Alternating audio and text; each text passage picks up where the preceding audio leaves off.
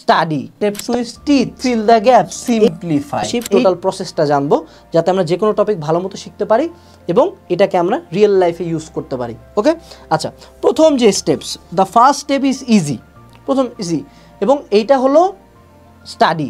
Study মানে কি, আমি পড়বো। তো ধরো সেটুসে তুমি রুই মাছের হৃৎপিণ্ড আজকে পড়বা, আমি এইচএসির একটা টপিক দিয়ে উদাহরণ দিচ্ছি। সো রুই মাছের হৃৎপিণ্ড নিয়ে তুমি অনলাইনে ছবি দেখলা, বই রিডিং লাইন বাই লাইন পড়লা, পারলে তুমি ইউটিউবে কোনো একটা ভিডিও দেখলা।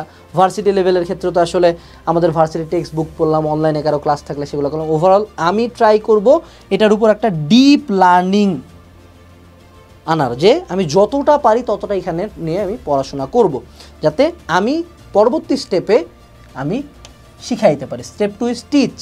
যখন আমার প্রথম স্টেপের ভালো মতো লার্নিং করা শেষ, এখন আমি কি করব, এই জিনিসটা অন্য কাউকে বোঝানোর চেষ্টা করব। তো অন্য কাউকে যখন আমি বুঝাইতে যাব তখনই কিন্তু একটা আমাদের সুবিধা হবে, সেটা হলো যে যখন আমি অন্য কাউকে বুঝাবো সে কিন্তু কিছু কোশ্চেন করতে পারে, বা তাকে বুঝাইতে গেলেও আমার কিন্তু মনের মধ্যে পড়ার মধ্যে কিছু গ্যাপ হইতে পারে, বেশ কিছু গ্যাপ আমি খুঁজে পাবো। যে রক্ত কোন দিক দিয়েছে, ও বললো যে রক্ত কি লেজে যায় না, আচ্ছা রক্ত কি এই দিক দিয়ে গেলে কি হইতো, বা এই ভেইনটা কোন দিকে গেল, এরকম বেসিক কিছু কোশ্চেন হতে পারে। বাট আমারও পড়াইতে যায় কিছু গ্যাপ আমি ফাইন্ড আউট করবো। এইটা আমাদের পরবর্তী স্টেপের জন্য গুরুত্বপূর্ণ। সো দ্বিতীয় স্টেপ হলো টিচ বা পড়ানো, তৃতীয় স্টেপ হলো ফিল দ্য গ্যাপস। এই যে দ্বিতীয় স্টেপে আমি যখন পড়াইতে গেলাম, পড়াইতে যে আমি যে পড়ার মধ্যে যে গ্যাপগুলা পাইলাম, সেই গ্যাপগুলা আমি এখন খুব ভালো মতো ফিল আপ করার চেষ্টা করবো। এবং আমি এবার সেকেন্ড টাইম পড়াশোনা করব, বাট এবার আমি টোটাল টপিক নিয়ে না পড়ে শুধুমাত্র গ্যাপগুলার দিকে ফোকাস করব, যে এই গ্যাপগুলা কীভাবে ফিল আপ করা যায়। যে হৃৎপিণ্ডের ধমনির এই অংশটা নিয়ে আমি পড়াশোনা করলাম, আরেকটা ডায়াগ্রাম দেখলাম, অর্থাৎ আমার গ্যাপগুলো যাতে খুব ভালো মতো ফিল আপ হয়। যেমন ধরো জটিল সংখ্যা তুমি পড়াইতে গেছো, আচ্ছা ঠিক আছে, মডুলাস আর্গুমেন্টে তোমার গ্যাপ মনে হয়েছে, সো এটার গ্যাপগুলো তুমি ফিল আপ করলা।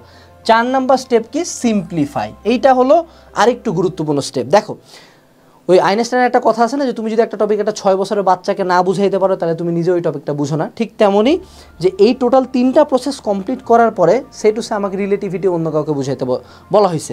আমার যদি বেসিক বা ভালো মতো পড়া হয়ে থাকে, আমি যে কাউকে এই টপিকটা যতটা ইজি করে হোক বা যতটা হার্ড করে হোক আমি বুঝাইতে পারবো। কিন্তু আমাদের ব্রেনে এটা সিম্পলিফাইড মডেলটাই কিন্তু বেশি স্থায়ী হবে।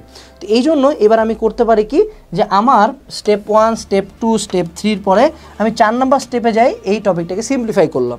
যে আমি একটা রুই মাছের হৃৎপিণ্ড আর্ট করলাম, এই দিক দিয়ে বিভিন্ন চিহ্ন দিলাম, চিহ্ন দিয়ে আমি দেখালাম এইদিকে যাচ্ছে মাথা, এদিকে যাচ্ছে লেজ, এদিকে যাচ্ছে ফিন্স, এদিকে যাচ্ছে ধরো ইন্টারনাল অর্গানসে। ওভারঅল ধরো আমার এটা আমি একটা সিম্পলিফাইড ডায়াগ্রাম আর্ট করলাম, যাতে আমার ব্রেনে ভালো মতো স্থায়ী হয় এবং পরবর্তীতে আমি কাউকে আরও সিম্পলিফাইডভাবে বুঝাইতে পারি। আমি রিলেটিভিটি বোঝানোর জন্য আমি একটা বেসিক উদাহরণ দিলাম, যে এখানে রকেট শিপের একটা ম্যাথ করলাম, এখানে আমি সবগুলো সূত্র লিখে গেলাম। ওভারঅল সিম্পলিফাই করলাম জিনিসটাকে আমার নিজের জন্য। একটা ছোট নোট করতেও পারি, নাও করতে পারি, বাট আমার যদি ব্রেনের মধ্যে সিম্পলিফাইড থাকে then it's okay. But the overall process combines study, teach, fill in the gaps and simplify.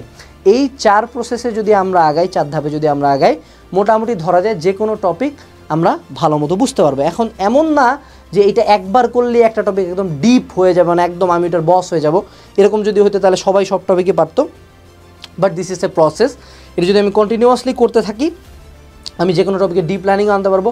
অথবা এমন হতে পারে যে কোনো একটা টপিক আমাকে খুব র্যাপিডলি আত্মস্থ করতে হবে, ধরো 2-4 দিন পরে পরীক্ষা, তখন এই টেকনিকটা অবলম্বন করা যায়। যে ধরো আমি পড়লাম, আমার ফ্রেন্ডকেও এই প্রসেস ফলো করতে বললাম, আমি ওই সেম প্রসেস ফলো করলাম, দেন ওরে বললাম আমার তুই আমারে বুঝা, আমি তোরে বুঝাই, ঠিক আছে?